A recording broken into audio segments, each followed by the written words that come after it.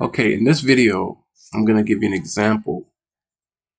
another example of the calculation abilities of a quantum computer. I'm going to explain it in simple terms.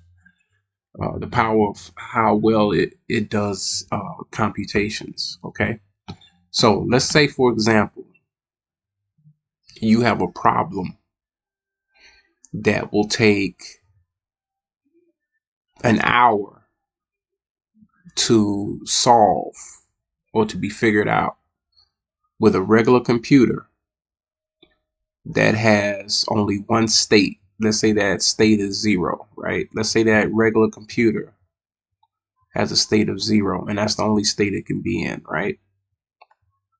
Let's just say, for example, all right?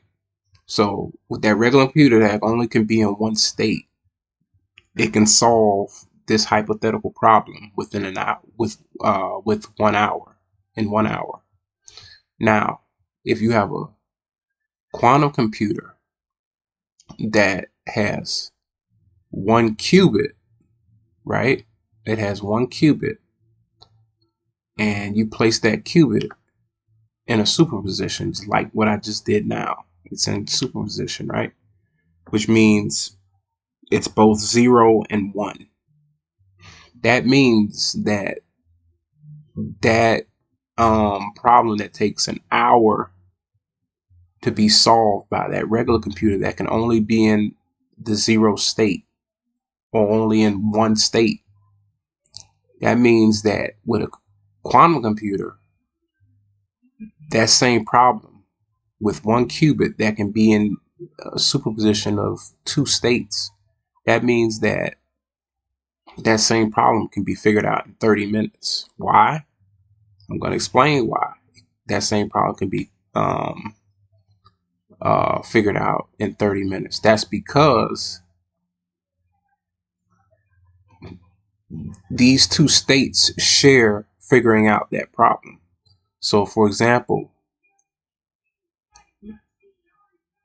this 0 state will take half of the load in solving that problem that takes an hour, and this 1 state will take the other half of the load of solving that problem.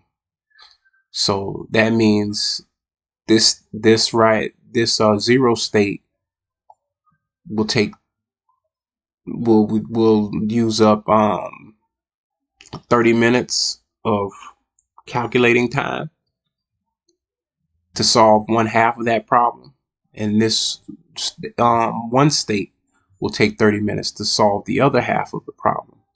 So in total, they're both this one is taking 30 minutes, and this one's taking 30 minutes at the same time, though, not separately. So they're both figuring it out in 30 minutes, right? From start to finish. It's not like this is going 30 minutes and then after this finishes, this is, going another 30 minutes. No, they're figuring it out in the same 30-minute time frame. So that way they're able to solve this problem in only 30 minutes total, if you get what I'm saying. So in other words, let's say the 0 state and the 1 state starts to try to figure out this problem at 12 o'clock. Well, this 0 state will take 30 minutes and it'll go to 12:30, and this will start at 12 and this will go to 12:30. So only 30 minutes in total passes. You get what I'm saying? So that's the power of quantum computing. Now I'm gonna give you another example.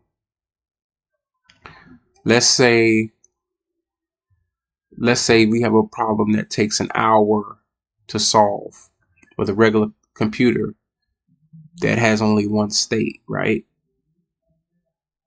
It only has one state, right? Let's just say that state this time is, well, let's just keep it simple. Let's just say that state is 0 again. It could be 1, but let's just say it's 0 for that regular computer. So it'll take that computer same amount of time. It'll take that computer an hour. But let's say I have 2 qubits. Let's say I have 2 qubits in a quantum computer that are in superposition. right? I have 2.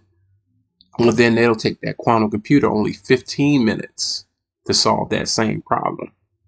So now you're seeing even more and more me talking about this, why this is the next big thing. So let's just say I have 2 qubits, right?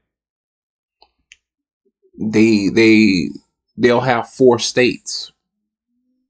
Those 2 qubits will have 4 states, right? Because each qubit has 2 states, 0, 1, and then the other qubit will have a 0 and a 1. So they have 4 states, right? So that means each one of those 4 states on those 2 qubits will split solving that problem, that hour-long problem. They'll split it up with each one taking forth of the load and figuring out the problem. It'll divide by 4, them solving the problem, them taking up the workload of figuring out that problem. So that means it only takes 15 minutes in total for that quantum computer that has 2 qubits and 4 states to figure out that hour-long problem. You see what I'm saying? And then the more qubits you add, the less time it takes for that quantum computer to figure out that quote hour-long problem that it takes for a regular computer. You get what I'm saying? But yeah, that's quantum computing in a nutshell. Hope you understand. I may make more videos to kind of maybe simplify it a little bit more so you can understand a little bit more. My next video will probably be on that.